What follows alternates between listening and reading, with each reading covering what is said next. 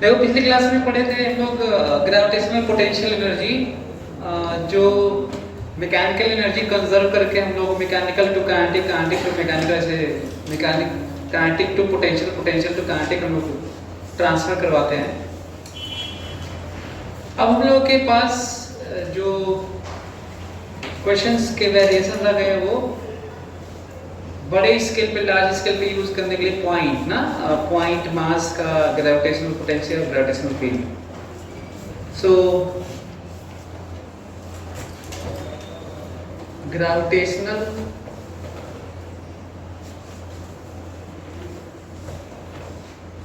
Field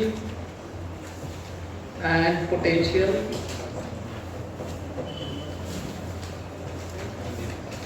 due to a point charge, point mass।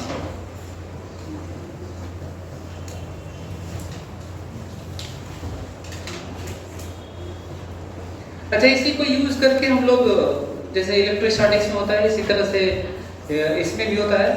तो दो part में इसको डिवाइड करता हूं। किसी पॉइंट मास m से r दूरी पर फील्ड होता है ना, इसका, इस पॉइंट मास का पूरी स्पेस में फील्ड है r दूरी पर। अच्छा हाँ, ग्रेविटेशनल फील्ड हमेशा मास की तरफ होता है। फिर उसी को यूज करके हम लोग जनरलाइज करेंगे। जनरलाइज का सेंस है हम लोग पॉइंट डिस्क्रीट पॉइंट मासेस का निकाल लेंगे, फिर कॉन्टिन्यूअस लाइन के लॉन्ग निकाल लेंगे, कॉन्टिन्यूअस एरिया के लॉन्ग निकाल लेंगे और कॉन्टिन्यूअस वॉल्यूम के लॉन्ग। लेकिन फार्मूला यही यूज करेंगे और ये तरीका कहीं और भी ऐसे ही होता है। फिलहाल डिस्क्रीट के नाम पे पहले फंडामेंटल जो जिसको यूज करके हम बाकी जगह भी हम लोग निकालते हैं वो लिखता हूँ। तो हमेशा चीजें, कोई भी ऑब्जेक्ट को कोई भी मास खींचता है, ग्रेविटेशनल पुल होता है। तो यहाँ अच्छा ये देखो, मास तो ये है, पॉइंट मास है, लेकिन ये जगह है, यहाँ पे कोई चीज नहीं है और ये पोजीशन है बस। और इधर की तरफ फील्ड होगा जिसकी वैल्यू होगी Gm/r²।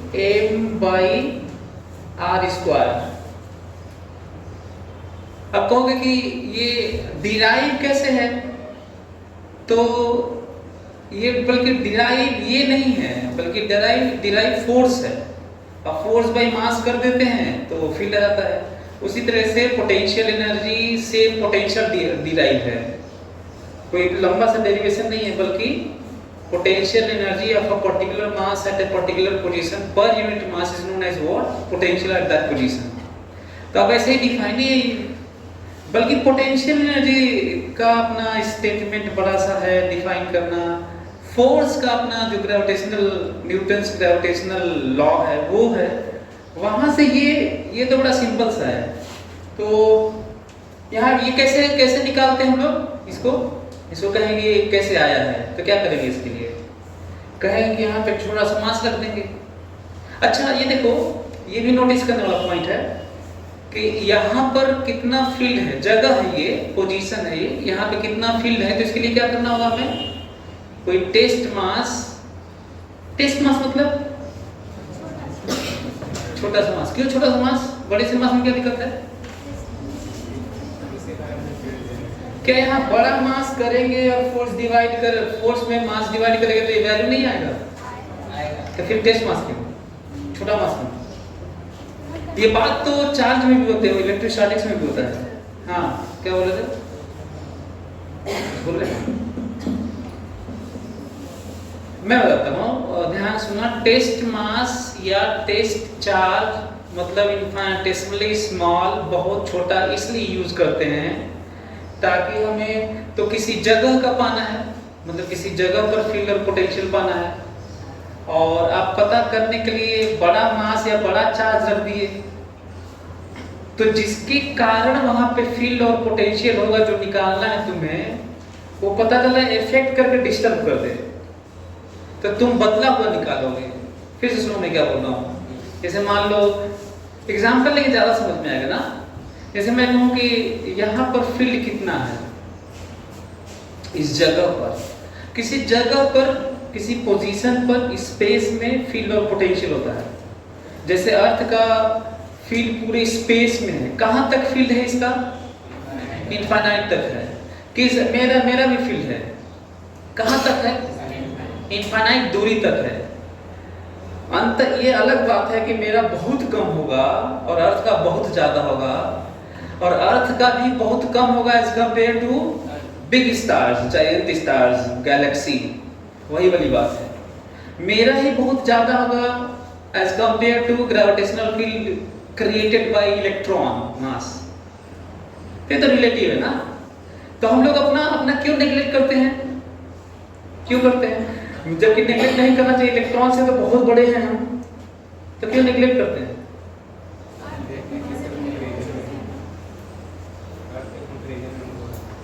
मैं तो कौन का अर्थ से कंपेयर करो, इलेक्ट्रॉन से कर लो। रीजन देखिए, आप लोगों के पास ये सब रीजंस नहीं है, इसलिए मैं कहता हूँ कि साइंस को सीखो, पढ़ो, समझो ना। हम लोग इसलिए, ये मेरा क्वेश्चन था कि अर्थ से क्यों कंपेयर करो, तो जवाब नहीं दे रहा है। मैं कह रहा इलेक्ट्रॉन से क्यों नहीं किए, तो अब सोच रहा है कि हाँ बात तो सही है। रीजन ये है कि हम अपनी जो जिंदगी जीते हैं, जो भी खाते पीते हैं, ग्रेविटी जो यूज होता है हमारे लाइफ में, वो अर्थ वाला भी रहेगा, उसमें इलेक्ट्रॉन वाला भी रहेगा, मेरा वाला भी रहेगा। तो हम लोग इस जिंदगी को इफेक्ट अर्थ कर रही होती है, इलेक्ट्रॉन नहीं कर रहा होता, नहीं हम लोग से आपस में हो रहा होता है। हमारे यहाँ का इफेक्ट तो है, पर इतना कम है अर्थ के कंपैरिजन में, क्योंकि अर्थ का भी है, अच्छा इलेक्ट्रॉन का भी है, तो क्योंकि हमारे जिंदगी में सबसे ज्यादा, अच्छा सन का भी है, मून का भी है, बड़े बड़े स्टार्स का भी है, लेकिन सबसे ज्यादा प्रभावित कौन कर रहा है हम लोगों को? तो इसीलिए अर्थ की बात करते हैं, और इसीलिए अर्थ से कंपैरिजन करना पड़ता है। मून का क्यों नहीं है? बहुत दूर है, उसका भी है, लेकिन दूरी के कारण 1/r² से डिक्रीज होता है। यही मैं तुम्हें बताना चाह रहा था कि ये फोर्स से डिराइव है ना। तो यहाँ पे कोई पूछेगा फील्ड बताइए, अच्छा कोई भी फील्ड, मैग्नेटिक फील्ड बताइए, ग्रेविटेशनल फील्ड बताइए, इलेक्ट्रोस्टैटिक, अच्छा सही में इलेक्ट्रोस्टैटिक फील्ड ही बताओ यहाँ पर, तो क्या करोगे? यहाँ पे कहूँगा फील्ड बताओ। अभी मत करना सर कहीं चार्ज दीजिए, चार्ज क्या? फील्ड ऐसे चार्ज देने में थोड़ी होता है, फील्ड होता है ना। तो यहाँ पे कहूँगा कि इलेक्ट्रिक फील्ड बताइए कितना है, तो तरीका जानते हैं क्या करना होगा आपको? अच्छा आप ये नहीं कर सकते कि सर चार्ज कुछ अरेंजमेंट दीजिए तो बताएं, वो तो क्वेश्चन में होता होगा ना।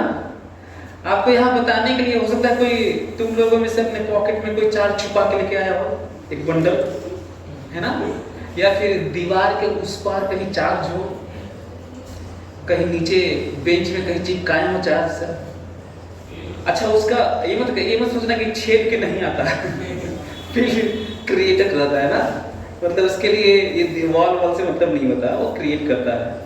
ये नहीं कि कहीं घर में घुस जाओगे तो अर्थ का फील्ड 0 हो जाएगा, वहाँ पर वो रहता है, वहाँ भी कहीं डिब्बे में बंद हो जाओगे तो भी फील्ड रहेगा। फील्ड के लिए ये सब मीडियम जो अभी सोच रहे हो, ये थोड़ा बहुत इफेक्ट करेगा ना।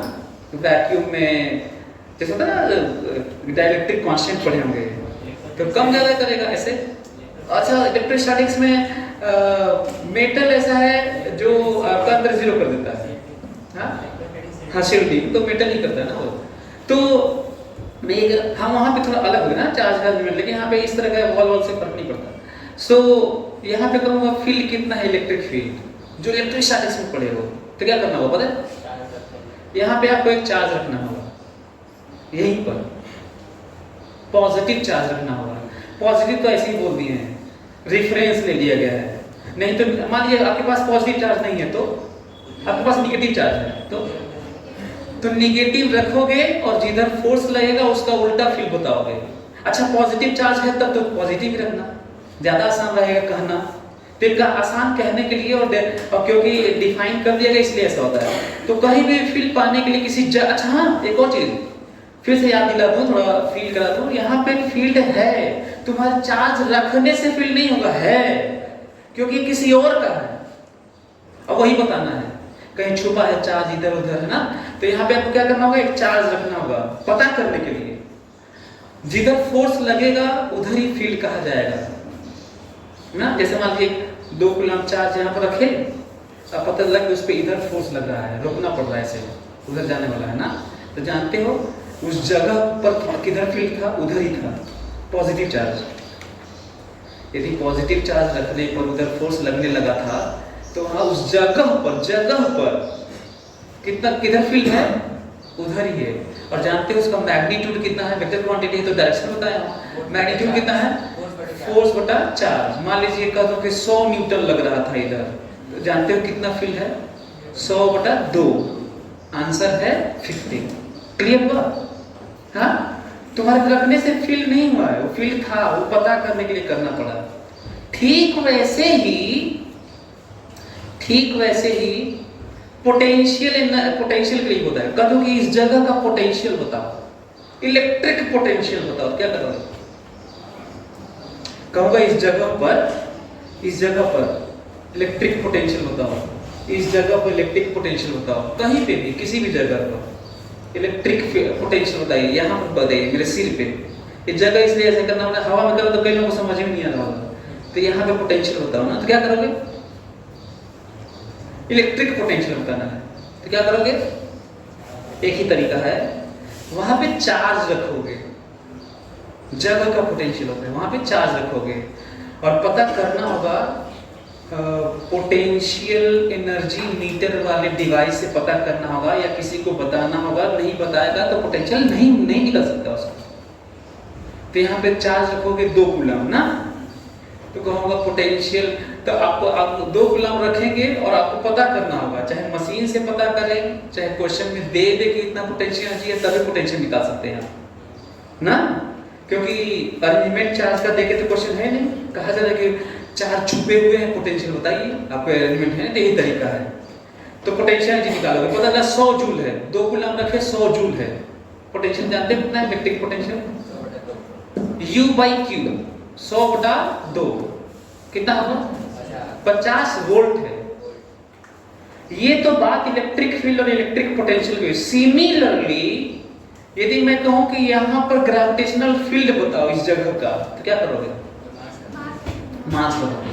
तो इस बार तो हमारे पास है, चार्ज तो था नहीं, तो लो मास ना, यहाँ पे रखा ना, इससे फोर्स निकालेंगे और जितना फोर्स आएगा उसमें मास डिवाइड करेंगे, यही मास जो रखे हैं, और जो आएगा उसे फील्ड कहेंगे।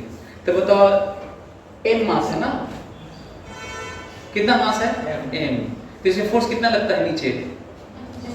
mg। तो mg में m का डिवाइड करो कितना आएगा? तो वही फील्ड है। तो इसीलिए g क्या है? फील्ड है, ग्रेविटेशनल फील्ड है, यही पता करना है। ये g ही फील्ड है। समझ में आ रहा है आप लोगों को? यदि मैं कहूँ कि ग्रेविटेशनल, यहाँ पे ग्रेविटेशनल पोटेंशियल होता है इस जगह पर, यहाँ पर, तो क्या करोगे? हाँ? एक मास रखोगे, लो रख दिया, अब पोटेंशियल एनर्जी निकालोगे और जितना आएगा U/Q मास करोगे। तो वहाँ पे U/Q करते हैं, यहाँ पे U/m करते हैं। वहाँ पे फील्ड के लिए F/Q करते हैं, तो यहाँ पे F/m करते हैं, ये इतना ही करते हैं। क्लियर? तो यहाँ पे यदि मास रखेंगे तो जितना ग्रेविटेशनल पोटेंशियल एनर्जी होगी वो पता करना होगा, चाहे देना होगा उनको, और जैसे ही दे देंगे वैसे ही मास का डिवाइड करेंगे, जो आएगा उसे पोटेंशियल यहाँ का बोलेंगे। और आपके मास रखने से पोटेंशियल नहीं हुआ था, पोटेंशियल था। आपके कोई मास के रख देने से फील्ड नहीं होता है, अर्थ का फील्ड है, स्पेस में फील्ड होता है, और अर्थ का ही इफेक्टिव है, हम लोगों का तो ऑलमोस्ट 0 है। तो ये समझ में आया है ना? यदि ग्राफ खींचे हम लोग, मैग्नीट्यूड टाइप की बात करें, E और R पॉइंट चार्ज का, तो ग्राफ ऐसे होगा। ये समझ में आ रहा है आप लोगों को? E और R का, R टेंडिंग टू 0 करोगे तो फील्ड टेंडिंग टू इनफाइनाइट होगा, और R टेंडिंग टू इनफाइनाइट करोगे तो फील्ड टेंडिंग टू 0 होगा। और क्योंकि ये लीनियर इक्वेशन तो है नहीं, पावर 1 तो ऐसे है, ये ग्राफ है। लेकिन साइन के साथ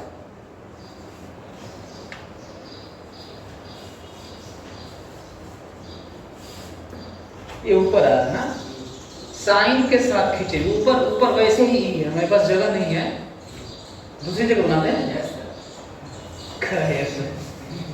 चलो दूसरी जगह बनाते हैं। ये देखो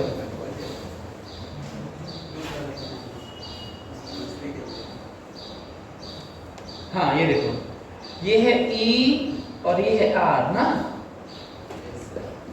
आपको पता है यहाँ पे हम लोग मैग्नीट्यूड टाइप का खींचे हैं, और जो जनरली हम लोग लेते हैं यदि कह दें कि radially outward direction is positive, क्योंकि इलेक्ट्रिक फील्ड तो वेक्टर क्वांटिटी है, तो वेक्टर की तरफ खींचना चाहिए था। So radially outward direction is positive. ये दे क्वेश्चन में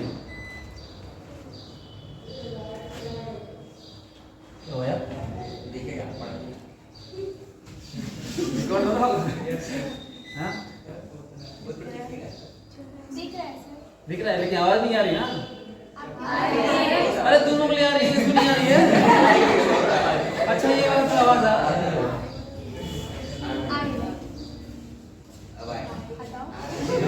कम दिखता है क्या यार? जब तुम लोग बोले थे कि आ गया तो समय आया था।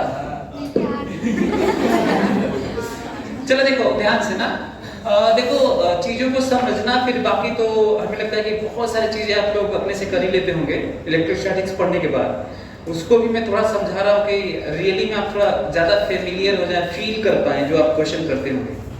तो ये देखो रियली, यदि क्वेश्चन में दे रेडियली आउटवर्ड जो जनरली होता है, कई बार तो बाय डिफॉल्ट लेना होता है, पता है रेडियली आउटवर्ड डायरेक्शन को बाय डिफॉल्ट हमें पॉजिटिव लेना होता है कई बार। मतलब यदि दोनों ग्राफ दे दे और कुछ न देना तो आपको रेडियली आउटवर्ड पॉजिटिव लेके देखना होगा। तो बताओ रेडियली आउटवर्ड को पॉजिटिव ले ले तो ग्रेविटेशनल फील्ड हमेशा किधर होता है? इनवर्ड, मतलब माइनस होता है। कैसा था? ये ग्राफ है देखो। तो जल्दी से फोटो बना लो, लिख लो considering radially outward direction is positive. ये तो मैग्नीट्यूड का है ही, है ना। अच्छा इसको क्या कर सकते हैं? Radially inward direction is positive ना, या मैग्नीट्यूड। ये सब मिस्टेक हो सकता है, ये सब मिस्टेक हो सकता है, आपसे बता रहा हूँ, क्योंकि ज्यादातर बच्चे रटने टाइप का पढ़ लेते हैं, कहीं देखे हैं यही है, ऐसा ही है था, और गलत हो जाएगा आपका। और ये बात जो रेडियली आउटवर्ड और इनवर्ड की जो बात हो रही है, ये ग्रेविटेशन का नहीं है, ये रिफरेंस है, ये कहीं और भी जरूरत पड़ेगी, है ना। पूरे इलेक्ट्रोस्टैटिक्स में, मैग्नेटिज्म में, मॉडर्न में, पूरे मैकेनिक्स में, मतलब जहां पे वेक्टर की बात होगी और रेडियल डायरेक्शन की बात होगी तो वहां पे आपको ये सोचना पड़ेगा। तो इसे कहते हैं रेडियली आउटवर्ड। इसे इस पोजीशन को देखो, यहां से रेफरेंसेस है, radially outward, radially outward, radially outward, ये पोजीशन ऐसे, दिस डायरेक्शन रेडियली आउटवर्ड। तो ये मैं ग्राफ खींचा हूं, दोनों ग्राफ सही है।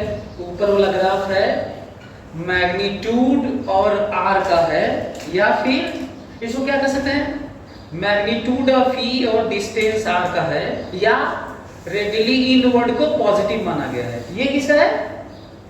ये फील्ड वेक्टर है, ये साइन भी लिया गया है इसमें, और इसके लिए लिख लो रेडियली आउटवर्ड डायरेक्शन, पोजीशन के लिए है ये, radially outward direction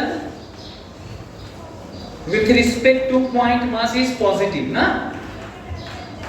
radially outward direction with respect to point mass is positive. ये कंसीडर करके ये बनाया है। और ये बात आपको पता है, मैं कई बार सोचता हूँ कि ये जो डिफरेंसेस हैं जिनके कारण आप लोगों का बहुत सारी गलतियां होती हैं, वो कितना इंपॉर्टेंट है, हर जगह ये बात होनी है और बच्चे ध्यान नहीं देते, है ना। तो हम लोग कैसे इसके रिस्पेक्ट में इसको भी पॉजिटिव मान सकते हैं और इसको भी मान सकते हैं, और ग्राफ बदल जाएगा। इसको पॉजिटिव मानेंगे तो ये ग्राफ होगा, और इसको पॉजिटिव मानेंगे तो फील्ड तो ऐसे ही रहता है, खींचता है ना ग्रेविटेशन, माइनस बनाना होगा। और कुछ ना दे और दोनों ग्राफ दे दे तो कौन सा सही होगा? नीचे होगा, माइनस वाला सही होगा। हालांकि किताब में दिया नहीं है, शायद कम ही है, ठीक है। अब यहाँ पे आओ, देखो ये देखो, ये बात हो गई, ये बात करते हैं। फिर से बात मास की हो रही है, और इसी तरह की बात किसकी भी कर सकते हैं? चार्ज की ना, इसी तरह की बात चार्ज की भी कर सकते हैं, जो मैं बात कर रहा था आर दूरी पर। अच्छा फिर से ये जो मैं पॉइंट लगाने जा रहा हूँ, ये किस चीज का बना है? ये कुछ नहीं, जगह है, ये पोजीशन है, ये मत समझना। हाँ ये बना है ना, ये मैटर का है, लेकिन यहाँ पे कुछ नहीं है, बस यहाँ पे पाना है। और रेडियली आउटवर्ड, आउटवर्ड किसे बोलते हैं? देखो एरो, देखो एरो एरो, ये देखो एरो ऐसे, एरो आर एरो, और यहाँ पे आर दूरी पर पोटेंशियल बताना है। पता है पोटेंशियल कितना होता है? -G/m/r होता है। अब यहाँ पे माइनस क्यों लगाया? यहाँ पे क्यों नहीं कहा कि इधर प्लस माइनस मैग्नीट्यूड, ऐसे क्यों नहीं बात कर रहा हूँ? इसके लिए एक्सप्रेशन जानते हो क्या है? इसके लिए जो यहाँ पे जो लिखे होंगे, considering radially outward direction is positive with respect to point मास, इसके लिए फील्ड जानते हो क्या है? ये है फील्ड।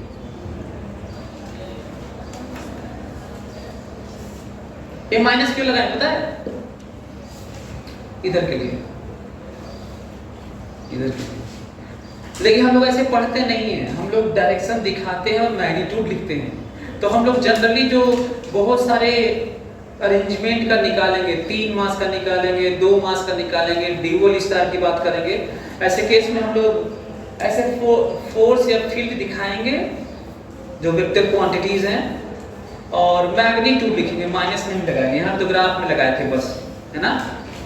तो यहाँ पे क्यों माइनस लगा दिए? क्यों नहीं वैसे ही किए?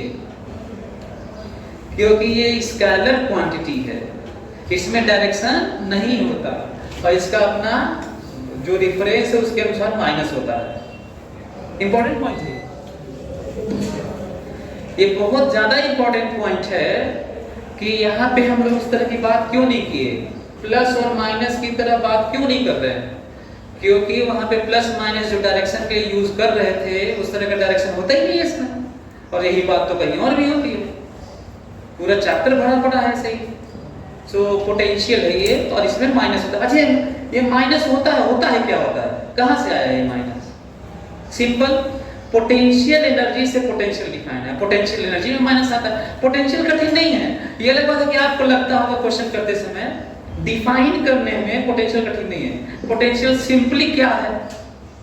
पोटेंशियल एनर्जी पर यूनिट मास है, बस वहां पे मास रख के पता करिए। पोटेंशियल एनर्जी बल्कि कठिन है। तो ये माइनस कहाँ पे आ चुका था? पोटेंशियल एनर्जी में, तो इसी में वही दिख गया, क्या करें, है ना? ये पोटेंशियल डिफिनेशन कठिन नहीं है, पोटेंशियल एनर्जी कठिन है कि हम लोग वर्क निकाले होंगे, इंटीग्रेट किए होंगे, तो आया होगा पोटेंशियल एनर्जी, है ना? पोटेंशियल कितना आया होगा बताया था पिछले क्लास में, -G/m1m2/r, तो वहीं से माइनस आ गया है। ठीक है, ये अब इसका ग्राफ खींचते हैं, तो ग्राफ देखो, इसका ग्राफ तुम लोग तो खींच सकते हो, नहीं? जल्दी खींचो, अपने से ग्राफ खींचो इसका।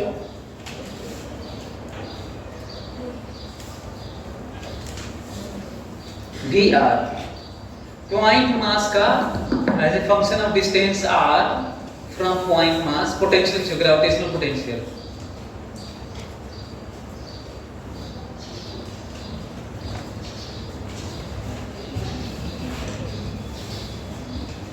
खींचे,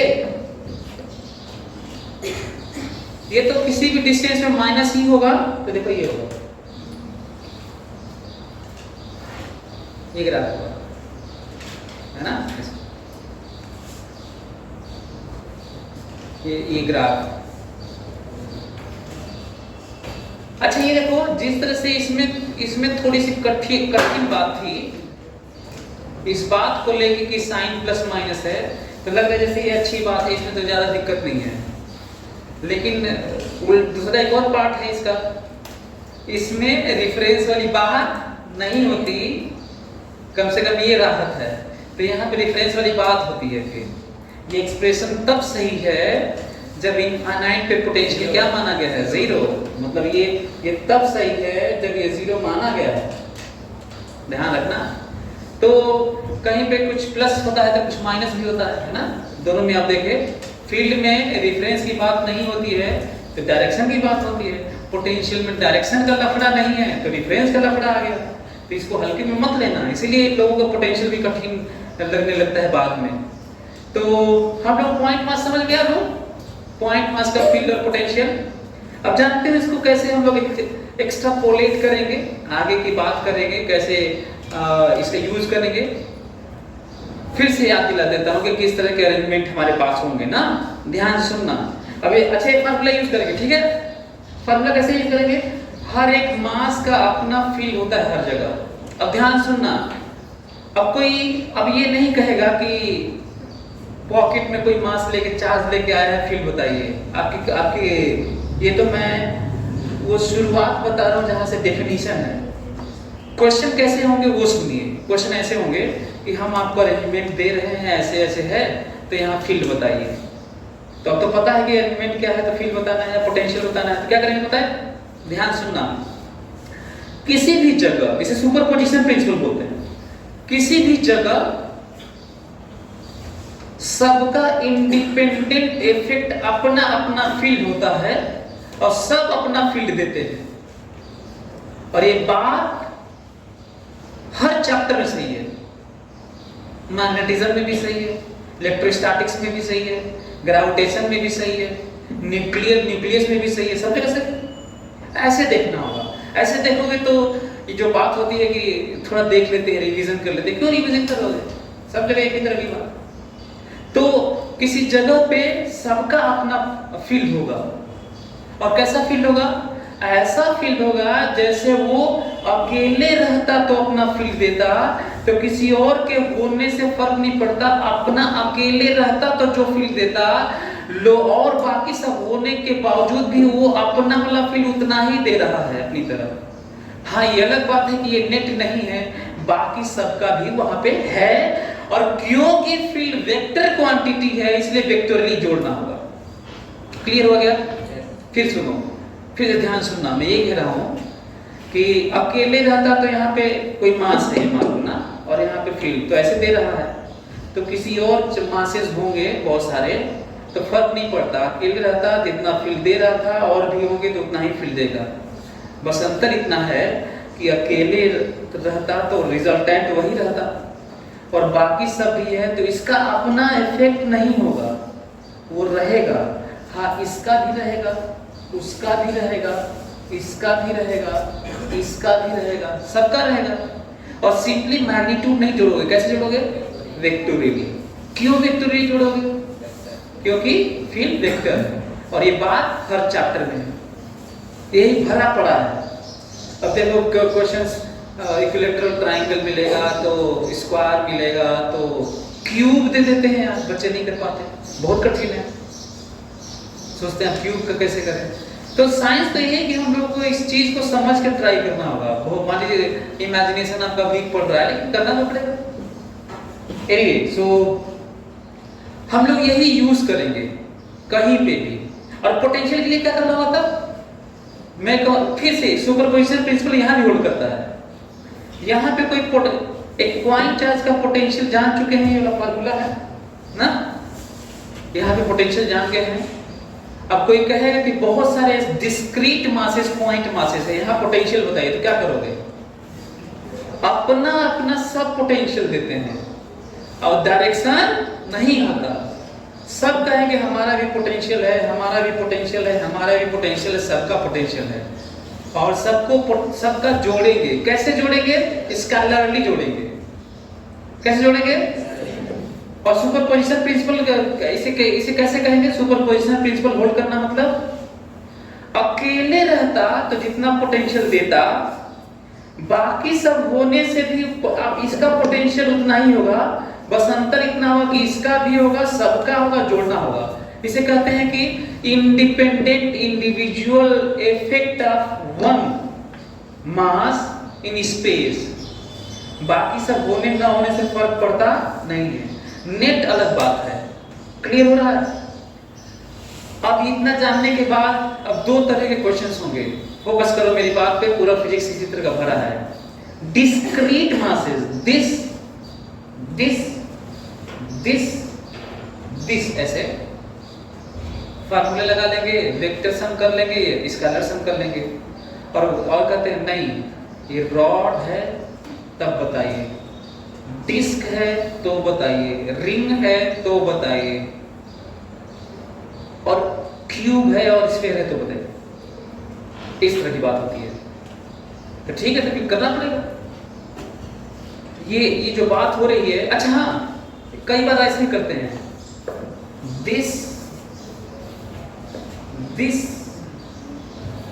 दिस, तो आप कहेंगे तब तो वाला नहीं लगेगा पॉइंट मास। तो फिर से हमें देखना पड़ेगा ये जो दिस वाला है ना, पहले पूरा निकालना होगा कि इसका कैसा प्रभाव है स्पेस में। जब जान जाएंगे कि कैसा है और कहीं कोई पूछेगा तीनों के कारण, तो पहले हमें जानना होगा इसका कैसा है। और जब ये वाला कैसा है तो जान जाएंगे तो सब वैसा ही है, इसका भी करेंगे पॉइंट मास की तरह मान के शायद ऐसे ही आता है फिर सिमेट्रिकल अरेंजमेंट हो। तो कितने तरह की बातें हो गई, हम लोग 3 तरह की बात हो गई। ध्यान सुनना 3 तरह की कैसे बातें होती हैं अरेंजमेंट में। एक पॉइंट मासेस का डिस्क्रीट अरेंजमेंट होता है, एक कॉन्टिन्यूअस मास का अलग अलग ऑब्जेक्ट का अलग अलग डिस्क्रीटनेस होती है, और केवल एक ही पूरा कॉन्टिन्यूअस अरेंजमेंट होता है। तो बताइए क्या ना, 3 तरह की बात हो गई। फिर से सुनो मैं क्या बोल रहा हूँ ताकि तुम चीजों को समझ सको कहीं पे भी। एक बात हो गई पॉइंट मास का सब अरेंजमेंट हो गया, और कहीं पे कोई पूछ ले कि फील्ड ऑफ पोटेंशियल बताइए या पोटेंशियल एनर्जी बताइए। दूसरा तरीका क्या हो सकता है, दूसरा तरीका हो सकता है कि डिस्क्रीट ना हो, कॉन्टिन्यूअस रॉड हो, कॉन्टिन्यूअस डिस्क हो, कॉन्टिन्यूअस वॉल्यूम सॉलिड स्फीयर हो, कॉन्टिन्यूअस हो, तो बताइए। इंटीग्रेट करना पड़ता है। और तीसरा तरीका कौन सा है,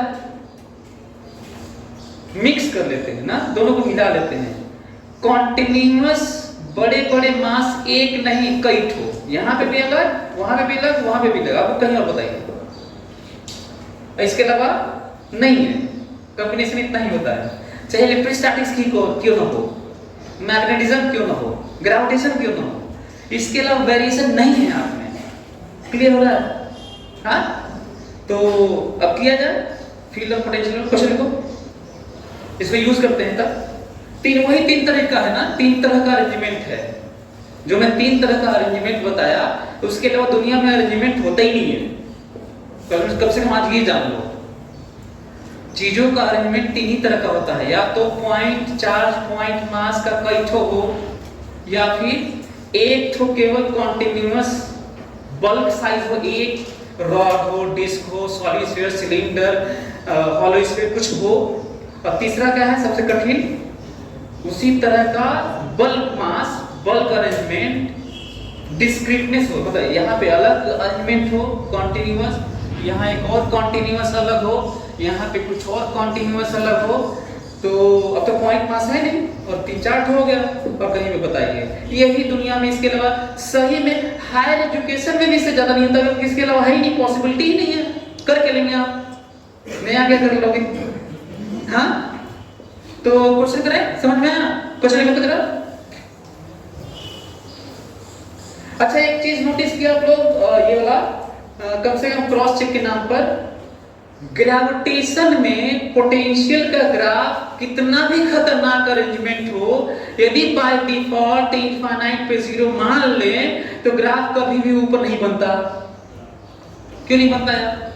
क्योंकि कहीं पे भी सबका अपना नेगेटिव ही देगा, सबका अपना नेगेटिव कैंसिल थोड़ी करोगे, डायरेक्शन थोड़ी होता है इसमें। भाई मैं कहूँगा यहाँ पोटेंशियल बताइए, अर्थ का, मेरा, सन का, मून का, सबका जोड़ के बताइए। तो बताओ अर्थ का अपनी तरफ हुआ क्या होगा पोटेंशियल यहाँ पर? डायरेक्शन नहीं होता, मारो पोटेंशियल का डायरेक्शन नहीं होता, अपनी तरफ और अभी नहीं होता। पोटेंशियल बोल रहा हूँ, अर्थ का पोटेंशियल यहाँ पे माइनस है, मेरा माइनस है, सबका माइनस है, तो जोड़ोगे और क्या करोगे? तो ग्रेविटेशनल पोटेंशियल कभी भी ऊपर ग्राफ नहीं बनेगा। यदि 3 ठो ऊपर बना होगा, 1 ठो नीचे बना होगा, तो करना भी मत, वो मार देना सही हो जाएगा, मत करना उसको। लेकिन ध्यान रखना भाई, एक ठो चीज ध्यान रखना, कहीं ऐसा ना रेफरेंस देख लेना। यदि रेफरेंस मेंशन नहीं तो बाय डिफॉल्ट लेते हैं, यदि रेफरेंस मेंशन है कि इनफाइनाइट पे 0 है, तो वही वाला दिया जो तुम जानते हो, और ग्राफ नीचे बनेगा। समझ में आ रहा है? कुछ ना दे रेफरेंस तो वही वाला ले लो, और दे दे इनफाइनाइट पे 0 तो तब तो वही वाला। अच्छा हाँ, कई बार ऐसा होता ना कि नहीं देता रहता तो लोग सही कर लेते हैं, दे देता रहता है कुछ गड़बड़ हो गया। खुद से जाना तो भाई वही वाला जो तुम बनाते आए हो, जानते वही तो दे रहा है वो। लिखता है कि considering in potential at infinite due to this arrangement is 0, there is the following graph of potential as a position on axis on this and that is right। कहते हैं कुछ तो गड़बड़ है, सिंपल तो क्वेश्चन नहीं है, कुछ इनफाइनाइट में गड़बड़ किया है ये। हम कह जो तुम फार्मूला जानते हो वो वही लोग जान रहे थे। हाँ, तो गड़बड़ कब होगा? ये नीचे वाला कि ग्रेविटेशनल पोटेंशियल हमेशा नीचे बनता है, ये गलत तभी होगा जब डिफरेंस बदला जाएगा, जो कि अभी तक बदला नहीं गया कहीं, मैं तो नहीं देख पा रहा हूँ, किसी किताब में दिए होंगे, लेकिन बदला जा सकता है वैसे ना। तो इस बात का ख्याल रखना।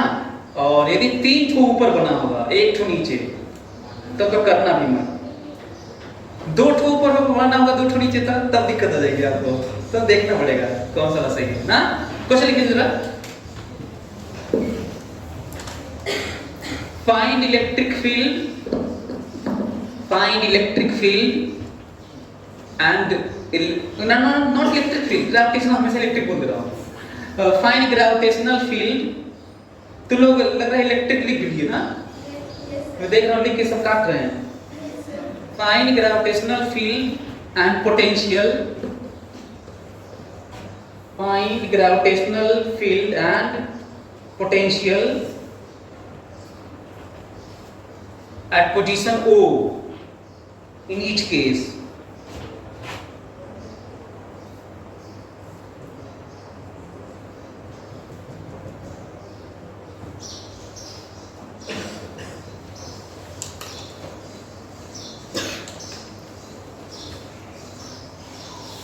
अच्छा, ये देख रहे हो तुम लोग कि मेरे पास स्कोप नहीं है इलेक्ट्रोस्टैटिक की तरह कि मैं यहाँ पे एम रख दूं, यहाँ पे माइनस एम रख दूं। ये इलेक्ट्रोस्टैटिक में तो दो संभावनाएं होती हैं, इसलिए ग्रेविटेशनल आधा होता है उसका। अब मेरे पास स्कोप नहीं है कि यहाँ मैं माइनस एम लिख दूं ना, नहीं तो इलेक्ट्रोस्टैटिक्स में लिख देता Q माइनस Q और Q Q वैसे लिख देता।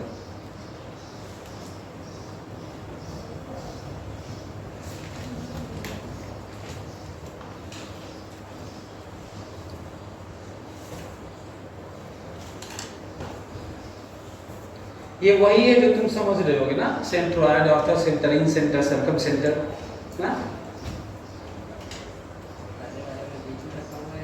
हाँ, बीच में रखा हुआ है। कई बार हमें बाय डिफॉल्ट मानना होता है, ठीक है, यदि पोजीशन नहीं दिया तो बीच में मानेंगे। बाय डिफॉल्ट कई चीजें लेनी होती है, जो अक्सर मैं बात करता हूँ अपने से।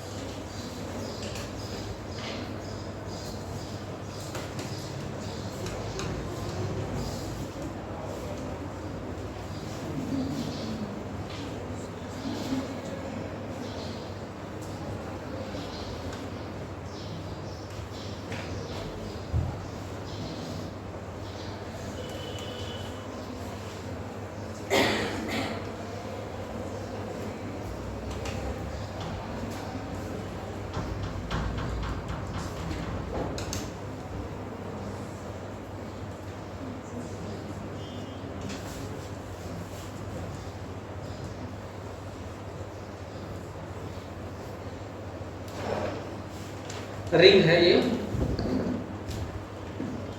ये सब वो चीज बता दूं जो एक्सपेक्टेड है ना। इस तरह की बातें सब आ सकती हैं, और इस तरह की बातें इलेक्ट्रोस्टैटिक्स में आई भी होंगी। जल्दी करो, रिलेट इतना रिलेटेबल है कि फटाक से करना चाहिए आपको। फील्ड और पोटेंशियल दोनों बताना है, और वो जो है ना वो जगह है, वहां पे कुछ रखा नहीं है। वहां पे मैं कुछ रखता तो आपसे क्या पूछता, फोर्स बताइए या फिर उसका पोटेंशियल एनर्जी बताइए, पूछता कुछ रख के। इसी तरह बात किसके लिए भी सही है, चार्ज के लिए भी। फिलहाल मैं कुछ नहीं रखा हूं, वैसे ही जैसे इलेक्ट्रोस्टैटिक्स में कुछ नहीं रखा जाता है तो फील्ड और पोटेंशियल पूछा जाता है, वैसे ही यहाँ पे जगह है, वो पोजीशन है, वो वहां पे फील्ड बताइए और पोटेंशियल बताइए जल्दी।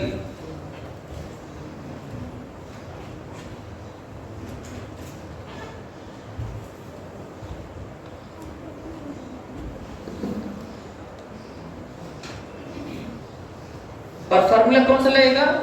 जो जस्ट पढ़े हैं पॉइंट मास का फील्ड और पोटेंशियल वही वाला, क्योंकि आपके सामने जो अरेंजमेंट हो तो पॉइंट मासेस का ही है। कई पॉइंट मास हैं, पहले वाले में 2 है, दूसरे वाले में 3 है, तीसरे वाले में 4 है और चौथे वाले में क्या है? चौथे 5 वाले में इनफाइनाइट पॉइंट मासेस है। मतलब ये हुआ कि जो मैं कॉन्टिन्यूअस अरेंजमेंट बता रहा था उसमें भी कौन सा फार्मूला लगता है? पॉइंट मास का ही। बस अंतर इतना होता है कि जब डिस्क्रीट होते हैं तो हम सम करते हैं और जब कॉन्टिन्यूअस होते हैं तो हम इंटीग्रेट करते हैं। बहुत सारे बच्चों की दिक्कत है कि इंटीग्रेशन कब लगाना है, कब समेशन लगाना है।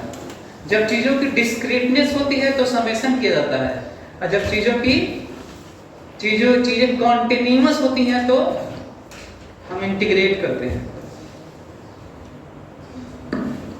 लेकिन फार्मूला नहीं बदलता, उसी फार्मूले को करते हैं। जो पॉइंट मास का फार्मूला है वही वाला।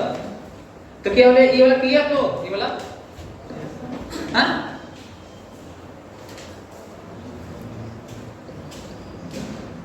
चलो बताओ इसके लिए ईओ बताओ क्या लिखूं? फील्ड यहाँ बताओ, ये यहाँ पर 0, यहाँ पर ओ पे क्यों 0? Field is a vector quantity. बताओ यहाँ पे इस जगह पर कट फील्ड दिखाऊं? बताओ 2 ठो। इस जगह पर कट दिखाऊं 3 ठो। इस जगह पे कट दिखाऊं और इस जगह पर इनफाइनाइट। इस जगह पर क्यों इनफाइनाइट? क्योंकि जितने पॉइंट मासेस होते हैं उतने फील्ड होते हैं। ये स्टेटमेंट डिस्क्रीट के लिए है कि कॉन्टिन्यूअस के लिए? सबके लिए है। किसके लिए ये? सबके लिए ये। बस कॉन्टिन्यूअस में इंटीग्रेट करना होता है और डिस्क्रीटनेस में समेशन। समझो क्लैरिटी के साथ। तो चलो ये डिस्क्रीटनेस है, पॉइंट मास का फार्मूला हमारे पास है। बताओ इसका फील्ड अपनी तरफ होगा, खींचेगा, और इसका भी फील्ड अपनी तरफ होगा और दोनों बराबर होगा, इसके 0 होगा। क्लियर हुआ क्या? अब बताओ O का पोटेंशियल, ग्रेविटेशनल पोटेंशियल बताओ इसका पोटेंशियल अपनी तरफ होगा कि अवे होगा? अपनी तरफ होगा। पोटेंशियल का डायरेक्शन नहीं बता के थक गया मैं। सोचो इलेक्ट्रोस्टैटिक्स में भी ये गलतियां करते होंगे। पोटेंशियल का डायरेक्शन होता है, पोटेंशियल का डायरेक्शन नहीं होता इधर उधर, उसका वैल्यू होता है, स्केलर है। तो जल्दी से बताओ इसका पोटेंशियल यहाँ पे कितना है? अच्छा यहाँ पे कितनों का पोटेंशियल लिखोगे? 2 का। यहाँ पर, यहाँ पर, यहाँ पर, यहाँ पर इनफाइनाइट का सबका पोटेंशियल लिखोगे। और फार्मूला कौन सा लगाओगे? जो पीछे पढ़े ना उसके लिए फार्मूला नहीं है, ये भी तो जान लो यार। फार्मूला जो होता है ना, जो पॉइंट का पढ़ लेते हो, वो बदलता नहीं है। 3 तरह का अरेंजमेंट बताया था मैं 3 तरह का अरेंजमेंट बताया था। तीनों में कौन सा फार्मूला लगता है मालूम? एक वही जो पिछला पढ़े थे, पॉइंट मास का। कैलकुलेशन में इंटीग्रेशन और समेशन होता है, ठीक है। पॉइंट मास का ही अपना प्रभाव होता है, चाहे कॉन्टिन्यूअस अरेंजमेंट हो, चाहे कॉन्टिन्यूअस अरेंजमेंट का डिस्क्रीटनेस हो, चाहे पॉइंट मास का डिस्क्रीटनेस हो। डिस्क्रीट मतलब समझते हो? डिस्क्रीट मतलब यहाँ गैप, यहाँ गैप, यहाँ, इसे डिस्क्रीट बोलते हैं। और कॉन्टिन्यूअस को इसको बोलते हैं, देखो ये कॉन्टिन्यूअस है, ये जो पेन है कॉन्टिन्यूअस। तो बताओ इसका पोटेंशियल यहाँ पे कितना, जल्दी बताओ? -g m बाई दूरी बताओ, d/2 इंटू 2 कर ले क्या? क्यों इंटू 2? इसका भी तो उतना ही होगा। तो देखो ये बहुत बढ़िया है। मैं तो कहता हूँ तुम्हारे में जरूर यही सब आएगा। मैं तुम्हें बता रहा हूँ, भले ही पिछले एग्जाम में ना, इस एग्जाम में सब प्रॉपर्टी है बढ़िया, बहुत चीजें आसानी आती है। क्या ये वाला कर लोगे? हाँ बताओ इसका फील्ड बताओ, अपनी तरफ किया होगे, अपनी तरफ। इसका फील्ड बताओ, इसका फील्ड बताओ, अपनी तरफ। हाँ स्टेटमेंट सुनो ना, स्टेटमेंट सुनो तो। एक प्लेन में, ध्यान सुनो तो, एक प्लेन में n नंबर ऑफ वेक्टर्स हो, फील्ड हो, फोर्स हो, वेलोसिटी हो, एक्सेलरेशन हो, कुछ भी हो, वेक्टर क्वांटिटी हो, और वेक्टर कह लो, एक प्लेन में n नंबर ऑफ वेक्टर्स हो और सबका मैग्नीट्यूड सेम हो और 360 में इक्वल डिवाइड होके एडजेसेंट एंगल हो, नेट जीरो होता है। फिर सुनो मैं क्या बोला, n नंबर ऑफ वेक्टर्स हो, एक प्लेन में रहे और जो सर्कल वाला एंगल होता है 360 का इक्वल डिवाइड करें, मतलब 2 हो तो 180 180 ऐसे ना, 3 हो तो 360 उल्टा 3, 120 120 120 एंगल हो 120 डिग्री, 4 हो तो 90 90, 5 हो तो 72 72, 6 हो तो 60 60। इकाई कैसे फटाफट बता रहा हूं मैं, डिवाइड करके। n हो तो n नंबर ऑफ वेक्टर्स हो तो 360 by n हो, हर दो के बीच में कितना हो 360 by n हो, और मैग्नीट्यूड क्या हो सबका सेम हो, और सब किस प्लेन में रहे, एक प्लेन में। नेट क्या होगा हमेशा जीरो। ये किसके लिए होल्ड करता है, फोर्स के लिए कि मोमेंटम के लिए कि वेलोसिटी के लिए कि वेक्टर के लिए कि टॉर्क के लिए कि फील्ड के लिए, किसके लिए, सबके लिए। तो जल्दी से बताओ कितना वैल्यू आएगा इसका, जीरो। ये समझ में आ गया तुम लोगों को, जीरो है। सिमिलरली इसका अपना इधर होगा, इसका अपना इधर होगा, इसका अपना इधर होगा, इसका अपना इधर होगा, तो बताओ इसका भी कितना आएगा, जीरो। ये भी है, ये फिर से वैसे ही डिवीजन है। मतलब कितना कितना एंगल है अगर बगल में, 10 into 0 0 एंगल है, और इसका कितना होगा ई ओ 0। क्यों 0 0 लिखना समझ में आ रहा है, डायगोनली एक दूसरे को कैंसिल करते हुए दिखते हैं लेकिन हर जगह नहीं दिखते। कहां दिखते हैं मालूम है आप लोगों हैं, डायगोनली एक दूसरे को कैंसिल करते हुए दिखते हैं। अच्छा एक मेरे दिमाग में आ रहा है, एक बढ़िया चीज दिमाग में आ रहा है, देखता हूँ तुम समझ पाते, थोड़ा कठिन चीज बताने जा रहा हूँ। सर्कल में इनफाइनाइट पॉइंट्स होते हुए भी ऑड नंबर होते हैं कि इवन नंबर, सर्कल में कितने पॉइंट्स होते हैं, उसमें क्या, तो इनफाइनाइट नंबर तो हो गए, तो बड़ा मुश्किल है ऑड इवन कहना ना, लेकिन फिर भी मैं कहता हूँ कि गन पॉइंट पे बताना है, गोली मार दूंगा मैं तुमको, मर जाओगे, तो बताना होगा आपको। क्या बताएंगे आप, इवन नंबर्स। क्यों इवन नंबर, क्योंकि इवन नंबर कैंसिल होकर ऐसे जीरो होते हैं जो डायरेक्टली अपोजिट दिखते हैं यहाँ पर, नहीं अपोजिट वाले, नहीं समझ आ रहा है, थोड़ा सरप्राइजिंग स्टेटमेंट है। वैसे हमें नहीं मालूम कि मैथमेटिकली कितना करेक्ट है, दुनिया में लोग सर्कल पे इनफाइनाइट को ऑड इवन की तरह ट्रीट कर पाए कि नहीं के हमें नहीं मालूम, लेकिन हमें यहाँ पे देख के तो लग रहा है इवन है।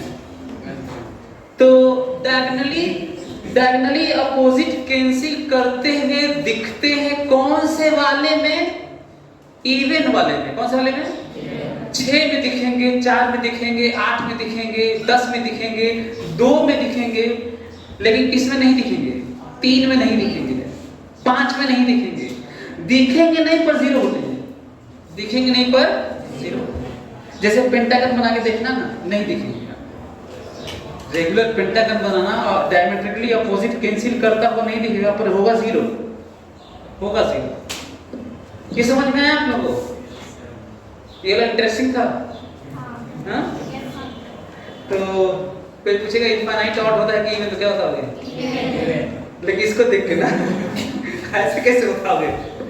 चलो क्वेश्चन लिखो। अच्छा हाँ, पोटेंशियल बताइए, पोटेंशियल जल्दी जल्दी, पोटेंशियल लिख लो, 1 मिनट में लिखो पोटेंशियल जल्दी। पोटेंशियल लिख लिए सबका, पोटेंशियल इसका भी, इनका भी, इनका फील्ड भी। अच्छा इसका फील्ड बाकी है अभी, यही एक ऐसा है इन सब में जिसका फील्ड जीरो नहीं है। अच्छा पोटेंशियल तो, अच्छा एक और स्टेटमेंट आपको ध्यान सुनिए पोटेंशियल के नाम पर। पोटेंशियल एक तो निगेटिव ही होगा और दूसरा स्टेटमेंट जीरो होगा भी नहीं कभी। जीरो केवल कहाँ होता है यार, इनफाइनाइट पर। इंपॉर्टेंट पॉइंट है, फिर से सुनो, मेरी बात सुनो ध्यान से। फील्ड जीरो हो भी सकता है, जीरो नहीं भी हो सकता है स्पेस में, इनफाइनाइट को छोड़ के बात कर रहा हूं। और जब बात में स्पेस में होती है तो इनफाइनाइट लिया नहीं जाता, तो फील्ड जीरो हो भी सकता है और नहीं भी हो सकता है, लेकिन पोटेंशियल जीरो नहीं ही होगा, कैसा भी अरेंजमेंट ले लो। क्यों जीरो नहीं होगा? क्योंकि सब अपना नेगेटिव देंगे तो जीरो कैसे हो जाएगा? कैंसिल थोड़ी हो गया, फील्ड में कैंसिल होगा, उल्टा होगा तो डायरेक्शन है तो ये ध्यान रखना। और ये बात ग्रेविटेशन में सही है, इलेक्ट्रोस्टैटिक में सही नहीं है। इलेक्ट्रोस्टैटिक्स में प्लस भी होता है और माइनस भी होता है, और पोटेंशियल जीरो हो सकता है, लेकिन ग्रेविटेशन में जीरो नहीं होता, ध्यान रखना। क्योंकि सब अपना माइनस ही माइनस देंगे। फार्मूला है माइनस gm/r। क्या फार्मूला है? Minus gm/r। तो सब माइनस gm/r को देंगे कहीं पे, तो जीरो कैसे हो जाएगा? कुल माइनस ही माइनस दे रहे हैं, तो ये भी अच्छा पॉइंट है। तो एक तो हम लोग देखेंगे ग्राफ में ग्रेविटेशनल पोटेंशियल तो हमेशा नीचे ही बनेगा, और कहीं पे भी जीरो दिखना नहीं चाहिए, कहीं पे भी जीरो दिखना नहीं चाहिए। जैसे एग्जांपल लेते हैं, एग्जांपल लेते हैं। यदि कहीं कोई ग्राफ ऐसा बनाया है, कहे कि पोटेंशियल ग्राफ ऐसा होगा, अरे भी ऐसा हो ही नहीं सकता है, जीरो कहां बना दिए? हाँ ऐसा हो सकता है, ऐसा हो सकता है। इनफाइनाइट में जीरो दिखेगा जब लेते नहीं है, तो जीरो दिख नहीं है। अच्छा दिख कहां रहा है? देखो जीरो दिख रहा है तुम्हें, वो तो जाके इनफाइनाइट पे होगा। कहीं इधर तो कहीं नहीं जीरो दिखना चाहिए। इसका मतलब काफी अच्छा आइडिया लग गया। इस तरह कोई ग्राफ बना रहा है, कोई इस तरह ग्राफ बना रहा है, जीरो बना रहा है, नहीं हो सकता, ग्रेविटेशन में तो नहीं होगा, कहीं और हो सकता है, ग्रेविटेशन में नहीं होगा। क्लियर हो रहा है क्या तुम लोग को? ये वाला ग्राफ क्यों नहीं हो सकता? अरे यहाँ जीरो दिखाया था ना, जीरो कहां से हो जाएगा? जीरो कहां से हो जाएगा ग्रेविटेशन में? इलेक्ट्रोस्टैटिक होता तो होता भी यार, ग्रेविटेशन में नहीं हो सकता। इंपॉर्टेंट पॉइंट है क्रॉस चेक के नाम पर। एनीवे सो हाँ ये लिखिए आप लोग पोटेंशियल यहाँ का लिखे कितना? वीओ बताओ यहाँ पे क्या लिखूं? वीओ मैं सोच रहा हूँ कि माइनस gm/, ये दूरी लिखूं ना, ये दूरी, ये वाली दूरी, ये भी देगा उतना ही, ये भी देगा उतना ही, ये भी देगा उतना ही, कैंसिल होंगे। पोटेंशियल वैल्यू होता है, डायरेक्शन नहीं होता। इनटू 3 ना, अब ये लिखना है, टारगेट है इनटू 3, समझ में आया तुम लोगों? तो यहाँ पे दूरी लिखना है ना, तो यदि ये d है, ये d है, तो ये वाला दूरी कैसे निकलेगा बताओ? सिमेट्रिकली यहाँ पे खींच दो ना, यदि याद नहीं आ रहा है तो बताओ। ये 60 होता है तो ये 30 हो गया, बोलो। अच्छा ये सिमेट्रिकली ये d/2 हो गया ना, तो ये निकालना है, ये निकालना है, इसको r मान लेते हैं, और ये 90 डिग्री है। ये r cos 30 is d/2, r cos 30, ये समझ में आ रहा है क्या तुम लोगों को? r 90 degree, r cos 30 is d/2, सही है? बताओ कितना आया? d/3, सही है? वैसे तो मेरे अनुसार तो ये दूरी याद रखनी चाहिए। मतलब यदि इक्विलैटरल ट्रायंगल का साइड लेंथ d है, तो centroid incentre, orthocentre, circumcentre जो सेम होता है इक्विलैटरल ट्रायंगल में, वो वर्टेक्स से दूरी कितनी होती है? d/3, ये याद रखना चाहिए। भूल गए तो मैं आपको बताया कि कैसे निकाल भी सकते हैं फटाक से। आंसर है d/√3। तो कितना हो जाएगा ये आगे लिखोगे तो ऐसे -3√3 gm/d। ये देखिए सब अच्छे क्वेश्चन है, मान के चल रहा हूं, बढ़िया क्वेश्चन है सर।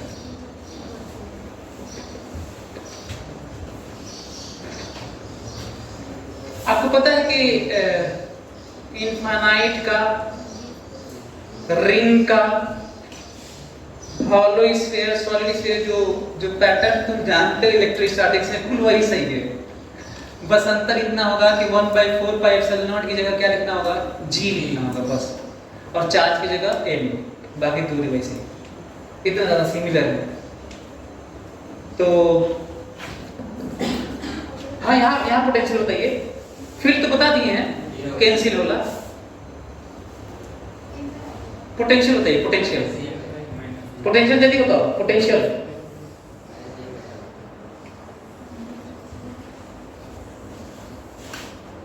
पोटेंशियल का वो समझो। फिर से स्टेटमेंट दूं, ध्यान सुनना। मैंने कहा कि जो पिछला वाला पॉइंट के कारण जो फार्मूला जाने, वो पूरे ग्रेविटेशन में जो पॉइंट वाला फोर्स था, पॉइंट वाला पोटेंशियल एनर्जी था, पॉइंट वाला फील्ड था, पॉइंट वाला पोटेंशियल था, पूरे में हर जगह वही रहता है। तुम लोग अलग बात है रिजल्ट याद करने लगते होगे, लेकिन जब डिफाइन करके, डिराइव करके, कैलकुलेट करके रिजल्ट निकाला जाता है तो कौन सा फार्मूला यूज किया जाता है? वही वाला। क्लियर हो रहा है? तो वही वाला फार्मूला लगाते हैं, तब वो फंडामेंटल फार्मूला है, वो लगाते हैं। चलो यहाँ पर डीएम लेते हैं, और डीएम के नाम पे एलिमेंट थीटा पे डी थीटा लेने की जरूरत नहीं, जब दिक्कत होगी तो लेंगे। फिर से स्टेटमेंट सुनो इसके बारे में ध्यान से, कहीं और भी यूज कर सकते हैं जो मैं बात करने जा रहा हूँ। पहले डीएम वाला एक्सप्रेशन मोमेंट ऑफ इनर्शिया में, सेंटर ऑफ मास में, कहीं और भी छोटा सा ले लो, और जब देखो कि दिक्कत हो रही है तो रेफरेंस लेना थीटा पे डी थीटा पे लिए हो। अभी हमको लग रहा है दिक्कत होगी नहीं, देखना ना, दिक्कत होगी तो ले लेना। ये बात समझ में आ रहा है कि मैं बता रहा हूँ? जैसे होता ना कि बच्चे कहते हैं सर एलिमेंट कैसे ले, अरे एलिमेंट ले, पहले तो छोटा सा एलिमेंट जनरल सा ले लो कहीं पे भी, बाद में तुम्हें पता चलेगा कि तुम्हें दूरी बदलता हुआ दिक्कत कर रहा है, तब तो डिफरेंस लेना होगा। इस तरह की सोच के साथ साइंस पढ़ना पड़ता है। एनीवे, फिलहाल आप देखना ना, बड़ा इंटरेस्टिंग आएगा। दूरी बदलेगा नहीं जहाँ पोटेंशियल पाना है। जल्दी से बताओ एक्सप्रेशन, ये VO है, that is integration of DVO DVO DVO, that is integration of minus GDM by R। आपको नहीं लगता जितने भी डीएम है, कितने डीएम है? डीएम मतलब district magistrate, differential mass, इनफाइनेटेसिमली small mass, अत्यंत सूक्ष्म मास, अत्यंत सूक्ष्म द्रव्यमान। तो G कांस्टेंट, R भी कांस्टेंट सबका ना, ये देखो R कांस्टेंट है, minus G by R is taken out, summation of DM है ना। आपका मन करता है तो आप रेफरेंस के नाम पे 0 to m इंटीग्रेट कर सकते हैं, लेकिन जब इस तरह की बात होती है तो पूरा वही टोटल सम होता है, पर वैल्यू है minus G m by R। ठीक है? आप लोगों को क्या लगता है यहाँ पे फील्ड 0 होगा? फील्ड 0 होगा? अच्छा, कितने लोग बता सकते हैं कि यदि यहाँ पे 0 है, इनफाइनाइट पे 0 है, तो बीच में जरूर बढ़ के घट गया होगा या घट के बढ़ गया होगा? तो घट के बढ़ने वाली बात तो अच्छी नहीं लग रही है, बढ़ के घट गया होगा, तो मैक्सिमम कहाँ पे होगा? ये बहुत पॉपुलर क्वेश्चन है, और आंसर भी वही है, आंसर भी वही है जो तुम इलेक्ट्रोस्टैटिक्स में जानते हो, बहुत पॉपुलर है। कितना है? What is the? D is 2R। ध्यान सुनो, मैं कैसे सोच रहा हूँ, देखो देखो तो, ये देखो, दिस इज D और एक्सिस ये है D D D D D D, सब एक ही जगह अपना मैक्सिमम देंगे। What is value of D? 2R। और वो याद रखो, 2 पॉइंट चार्ज का है, 2 पॉइंट मास का मैक्सिमम कहाँ पे होता है? D/2√2। कहाँ पे होता है? D/2√2। तो यहाँ पे D की जगह क्या रखोगे? 2R। तो 2R/2√2, 2 कैंसिल, कितना पे होगा? R/√2। याद रखना चाहिए। एनीवे, सो यहाँ पे पोटेंशियल तो आ गया, फील्ड तो 0 ही है। जल्दी से इसका निकालो, है ना, जल्दी।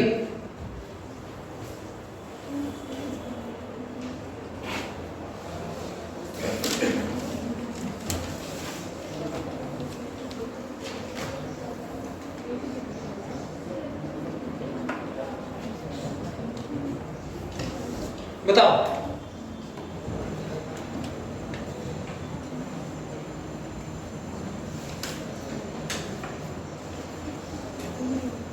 अच्छा, ये भले देखो किताबों में ऐसे किए सर, यहाँ पे डीएम लेके हैं सर, तो कभी यहाँ पे भी डीएम लेके, मैं यहाँ पे नहीं, मैं बस मान के चलता हूँ कि ये वाला कैंसिल हो जाएगा, ये वाला सम होगा तो वही सम कर देंगे।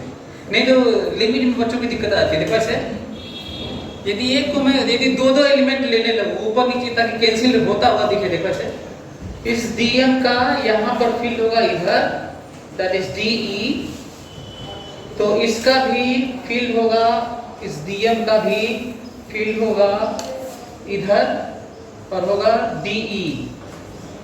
मान लेते हैं थीटा है, ये एक्स है, ये आर है, तो इसके दो कंपोनेंट। अच्छा हाँ, क्योंकि फील्ड वेक्टर क्वांटिटी है तो वेक्टर की तरह जोड़ना होगा ना। कितने इस तरह के बनेंगे? इनफाइनाइट ना। और उसके दो कंपोनेंट होंगे, एक इधर होगा और एक इधर होगा ना। उसी तरीके से इसका भी होगा, एक इधर होगा और एक इधर होगा, तो इधर कितना दोनों जुड़ता चला जाएगा ना। लेकिन लिमिट में दिक्कत हो जाती है बच्चों की। यदि ऐसे हम लोग ऐसे ले रहे हैं ऐसे और वहां फील्ड निकालना है तो देखो ना, ऐसे घुमाओगे ना ऐसे, तब तुम्हें आधा ही घुमाओगे तो दोनों मिल जाएगा। इसको आधा ही ले जाओगे तो ये भी तो चला जाता है, इधर पूरा रिंग मिल जाएगा तुमको। तो मैं नहीं चाहता कि ऐसे आधा घुमाओ, नहीं तो आप कर सकते हो वैसे वैसे भी जो किताबों में दिया है, दोनों सही है। मैं चाहता हूँ कि जब पता चल गया कि ये कैंसिल हो रहा है तो क्यों नहीं एक ही घुमाया जाए पूरा, ये भी हो सकता है, ये भी ठीक है, क्योंकि पता तो चल ही गया। अच्छा इसको बना दो क्या, ये कैसा इनफाइनाइट मिलेगा? दिखा बनाते हैं, देखिए ऐसे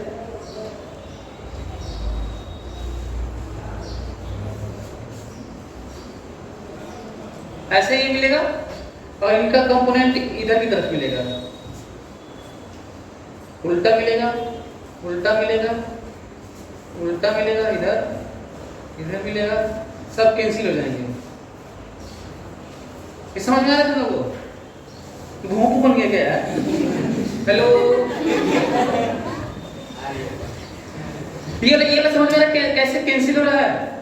अपोजिट, और ये कैंसिल सबका इधर मिल रहा है। तो इंडिकेट कर दो, ये देखिए this is O, so EO is summation of DE cos theta DE cos theta DE cos theta sin theta cancel out. What is value of DE? जल्दी बताओ, ये बताएगा DE. What is value of DE? अच्छा common mistake बताऊं आप लोगों, जो बच्चों को कॉमन मिस्टेक होता है, ध्यान सुनना। कॉमन मिस्टेक, यदि मैं इसको D दे दिया होता ना कि D पर बताओ, तब दिक्कत नहीं होता। बच्चे क्या करते हैं मालूम है? x दिया हुआ है तो सोचते हैं वेरिएबल है, x पे dx ले लेते हैं। प्रैक्टिस में होते हैं ना, अरे भाई x वेरिएबल नहीं है, चलना थोड़ी है, तो चलना है, यही बताना है। x इज फिक्स्ड, x क्या है? तो ये बहुत सारा प्रॉब्लम है बच्चों की। एलिमेंट ले लेते हैं, मैं कहता हूँ कि x पर बताओ कितना फील्ड है, तो कहते हैं x पे dx। अरे भाई वही बताना है तुम्हें, चलाना थोड़ी है। कहाँ चलाना है पता है आप लोगों को? इस बार ये चलाना है, ये डीएम चलाना है। थीटा पे डी थीटा ले सकते हैं, हालांकि जरूरत नहीं है, ये चलाना था। इसको चला देते हैं, हैबिट में होते हैं, क्योंकि इतनी बार एक्स पे डीएक्स लिए रहते हैं सब, आदत बन जाती है। तो कहीं पे जो तुम वेरिएबल जानते हो सकता है वो सिंबल क्या भी हो सकता है, कांस्टेंट। बड़ा स्टेटमेंट है आपके लिए, ध्यान से सुन लो। आज x पर ही बताना है, x को चलाना नहीं है। हाँ कहीं चलाना होता होगा, ठीक है, यहाँ नहीं चलाना है, नोटिस कर लो इसको। तो जबरदस्ती कहीं भी कुछ भी नहीं ले रहा है। हाँ तो चलिए बताइए, डीएम को चलाना है तो बताइए डीएम को मैं थीटा पे डी थीटा मान भी नहीं रहा हूँ, क्योंकि मैं पिछला वाला जो देखा था ना, पता है जरूरत नहीं पड़ेगी। देखिएगा अच्छा पॉइंट है, जरूरत नहीं पड़ेगी। बताइए क्या लिखूं इस डीएम को? बताइए डी, बताइए डी कितना लिखूं? जी डी एम बाई दूरी बताओ, दूरी under r square plus x square का स्क्वायर ना, ये डिस्टेंस का स्क्वायर ना, तो दिस स्क्वायर लिखना है। तो वो स्क्वायर क्या होता है? R square plus x square. क्या ये समझ में आ रहा है आप लोगों को? ये समझ में आ रहा है आप लोगों को? अंडर रूट है ये, पर स्क्वायर तो करोगे, नीचे फील्ड में स्क्वायर होता है, तो ये हो गया। कोई दिक्कत? दिक्कत किस बात की है?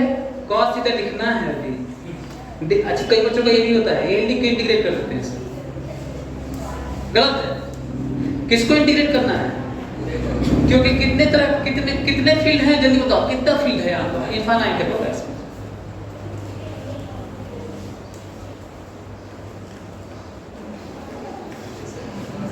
कितना फील्ड है? और सबका डायरेक्शन अलग अलग। अब सोचिए कि जब वेक्टर लोग पढ़ते हैं तो दो वेक्टर जोड़ने में दिक्कत होती है। आईजे में कंपोनेंट तोड़ते, 3 वेक्टर हैं, 4 वेक्टर दिए हैं, इसको जोड़ो तो नानी याद आ किया केवल जबकि एक्स वाई लिख के जोड़ना होता है। यहाँ पे कट जोड़ने जा रहे हैं और क्या कर रहे हैं? वही कर रहे हैं। क्या कर रहे हैं मालूम है? ये जो है ना, इसको एक्स और वाई लिख रहे हैं और इसको एक्स और वाई वाला लिख रहे हैं। अब जेड वाला एक जगह लगाया, हालांकि कैंसिल हो गया। कितनी राहत है, ये जो प्लेन में आया था वो डायमेट्रिकली कैंसिल हो गया, कितनी राहत है। नहीं तो ये 3D में सब चला गया है। अपने लगता है कि 3D ये वाई थोड़ी था यार, ये जब ऐसे का ऐसे किए थे, वाई थोड़ी था, वाई तो इधर था तुम्हारा, वाई जेड में चला गया था सब, पूरा प्लेन है ये, वाई जेड प्लेन है। कुछ ज्यादा तो नहीं पढ़ा रहा कठिन यहाँ,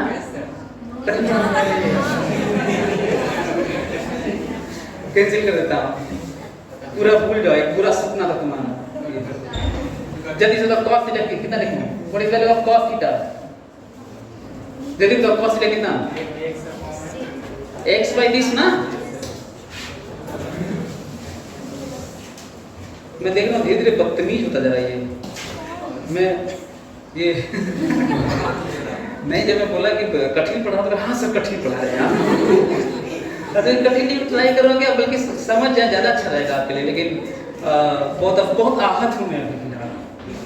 Anyway, so ये देखो तो फिर से याद दिला दूं आपको, सब कांस्टेंट थे, सब कांस्टेंट थे। दिक्कत नहीं है कि थीटा पे डी थीटा की जरूरत है, जरूरत पड़ती तो लेते। वेरिएबल वही डीएम चलेगा और कल में डिवाइड हो गया तो आंसर कितना आएगा? ये सब कांस्टेंट है ना, तो वैल्यू कितना आएगा जल्दी बताओ? जी एम का इंटीग्रेशन है ये भूलना मत, ये कॉमन मिस्टेक है। बच्चे सोचते हैं कि यहाँ पर dx नहीं है, यहाँ पे x कुछ होता तो करते इंटीग्रेट करते, भाई x फिक्स है, कांस्टेंट है, उसको क्यों वेरिएबल मान रहे हो तुम? g m x by x square plus r square to the power 3/2 ये आंसर है।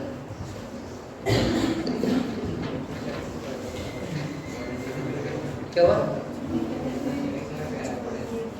हाँ तो मैं बोल रहा हूँ कि पूरा सेम है। वहाँ पे इसकी जगह 1/4 पाई एप्सिलॉन नॉट आया होगा और क्या k आया होगा g की जगह, बल्कि g की जगह k की तरह देखने लगे ना तो सही में कुछ डिफरेंस नजर नहीं आएगा, बस k और g सिंपल चेंज नजर आएगा और q और m चेंज नजर आएगा। पोटेंशियल के लिए तो मुझे लगता है कि पोटेंशियल के लिए तो इंटीग्रेट भी हालांकि करना पड़ेगा, वैसे ही डीएम का इंटीग्रेशन होगा, लेकिन इस डीएम का अपना पोटेंशियल होगा, डायरेक्शन नहीं होगा, सबका अपना दूरी वही होगा। जल्दी से बताओ यहाँ पोटेंशियल कितना लिखूं जल्दी? माइनस जी एम, इंटीग्रेट करना डीएम डीएम होगा, दूरी सेम है। बताओ कितना दूरी है ये? यही आंसर है ना, कि इंटीग्रेट कर सकते थे डीएम लेकर।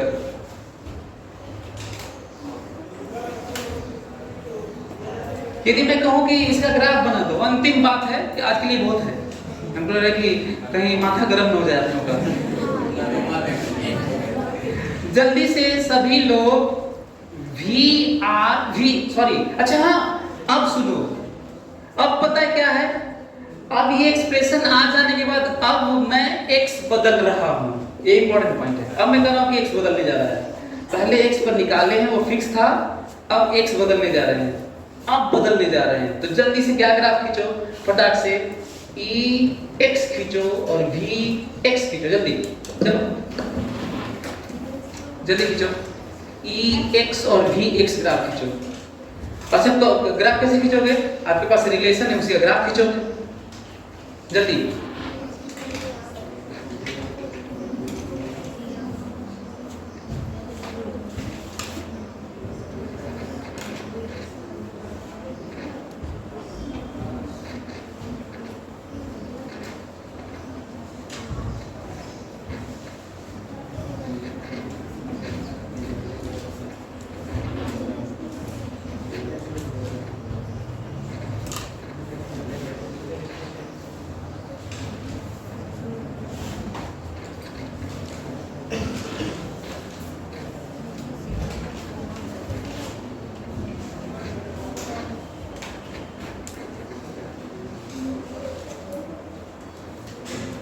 इसलिए अरे ग्राफ भी वही है जो बहुत पॉपुलर है यार, इलेक्ट्रोस्टैटिक्स में जो आता है ना वही सेम। जब मैं कह दिया कि सेम है, सिमिलर है, रिलेटेबल है तो है तो है।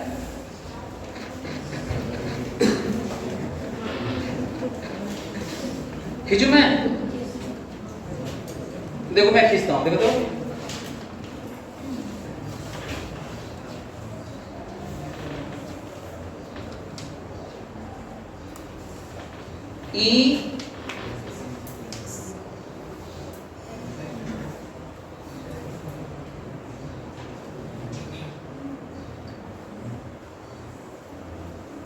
ई एक्स, ई एक्स देखो मैं कैसे खींचता हूँ। पहले तो ये ई एक्स है ना, ये ई है, ई एक्स का रिलेशन है, एक्स यहाँ भी एक्स यहाँ भी है, स्ट्रेट लाइन तो है नहीं।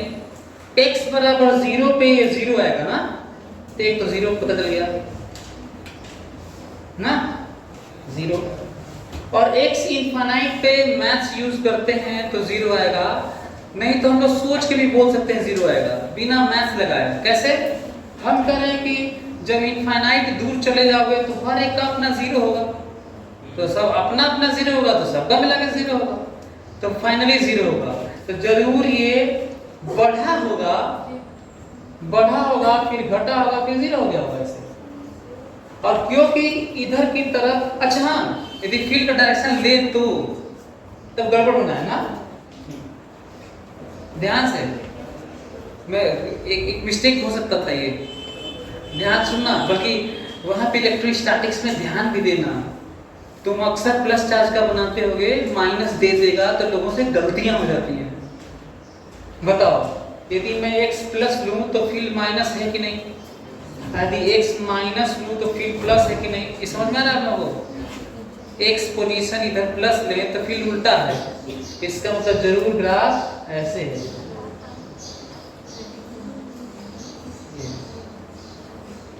और वैल्यू वही वाला है जो हम लोग जानते हैं। बताओ, ये x बराबर क्या है, r/√2 है। और जल्दी से बताओ ये वाला कौन सा है वैल्यू, x बराबर -r/√2। क्या ये समझ में आ रहा है आप लोगों को? मैं जानबूझ के, अच्छा ये कैसे निकालेंगे जो वैल्यू आया है, ये जो ये ग्राफ और वैल्यू मैक्सिमम मैक्सिमम कैसे निकालेंगे, इसका मैक्सिमम मिनिमम निकालेंगे, डिफरेंशिएट करके 0 करेंगे इसको। तो डिफरेंशिएट करके 0 करोगे तो वैल्यू मिलेगा x बराबर r/√2। मैं कब भी रहा हूं क्योंकि इलेक्ट्रोस्टैटिक्स में हाँ क्लियर था, तो ऐसे। फिर से मैं बता दूं कि ये वैल्यू कहां से आया है और ये ग्राफ का मैक्सिमम वैल्यू कैसे पता चल गया है। हमें इस एक्सप्रेशन का, बहुत खतरनाक एक्सप्रेशन है, इस एक्सप्रेशन का हमें मैक्सिमम मिनिमा निकालना होगा।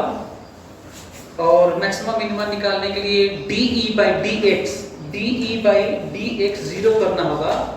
और de/dx 0 करते ही वैल्यू कितना आएगा, फॉर मैक्सिमम e de/dx 0, तो x की वैल्यू कितनी आ जाती है, ±r/√2। अब तो ठीक भी दिया, बस किया नहीं ना, डिफरेंशिएट नहीं किया, वैल्यू आपको वहां पे जरूरत भी नहीं है, बल्कि हमें लगता है कि ये याद रखना चाहिए। और जब d दूरी होता है दो चार्ज के बीच में या दो मास के बीच में, तो d/2√2 d दूरी होता है, तो वही d की जगह 2 रखा हूं मैं। अब रही बात पोटेंशियल की, ये देखो potential, this is v and this is x।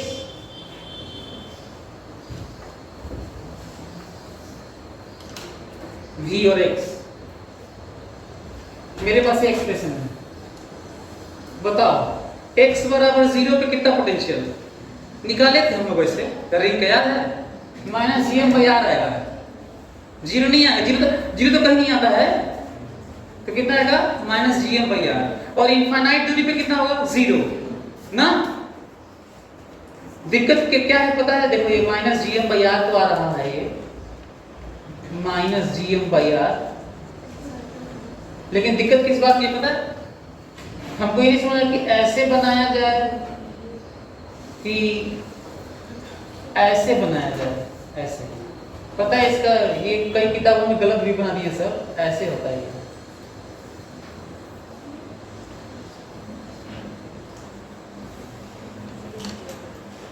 कैसे चेक करेंगे? आखिर मैं ऐसा क्यों बनाया, ऐसा क्यों नहीं बनाया, ऐसा क्यों नहीं बनाया? ऐसा एक हो सकता है ग्राफ ऐसा दिया भी हो, गलत है वो, क्यों मैं ऐसा बनाया? ऐसा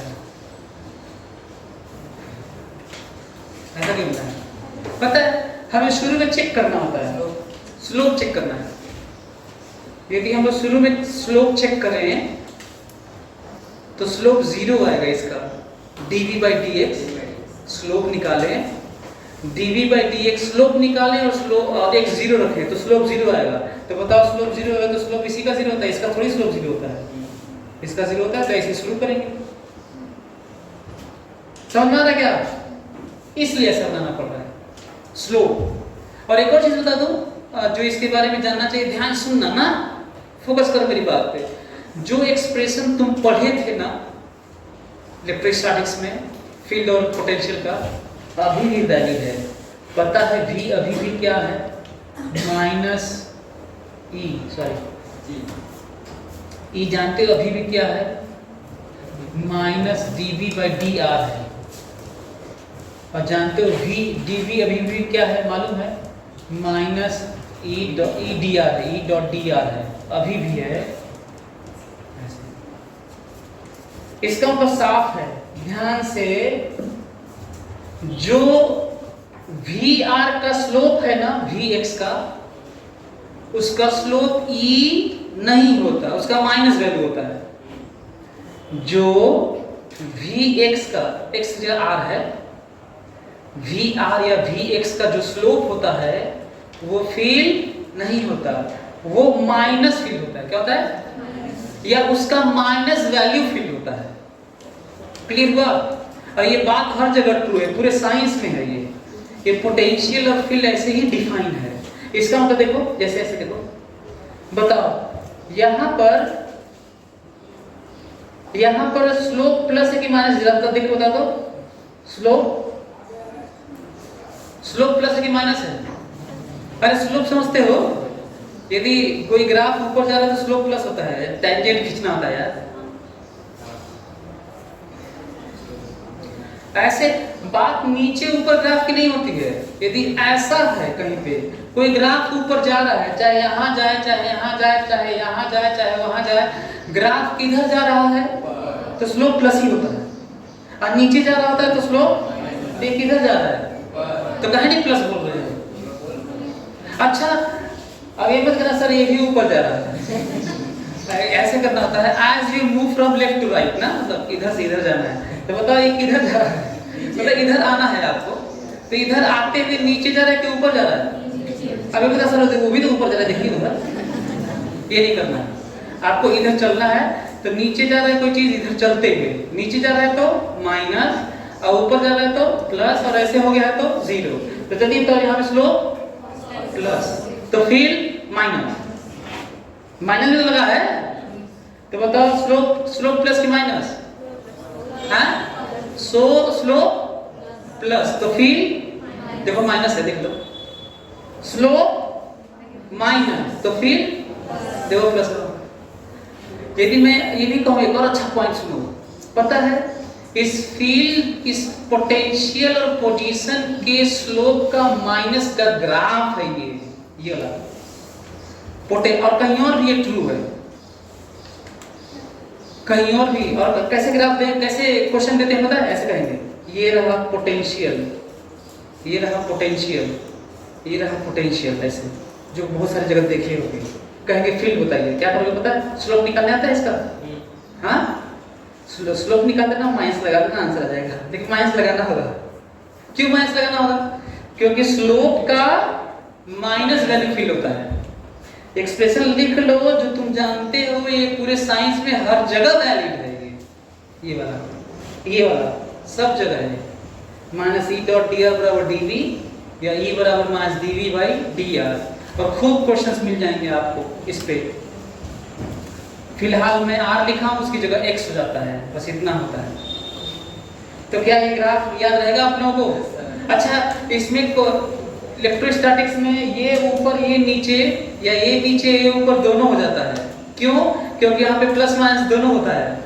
यहाँ पे संभव, यहाँ पे यही होगा, होता है, यही होगा जो ग्राफ है। चलिए, ओके, थैंक यू।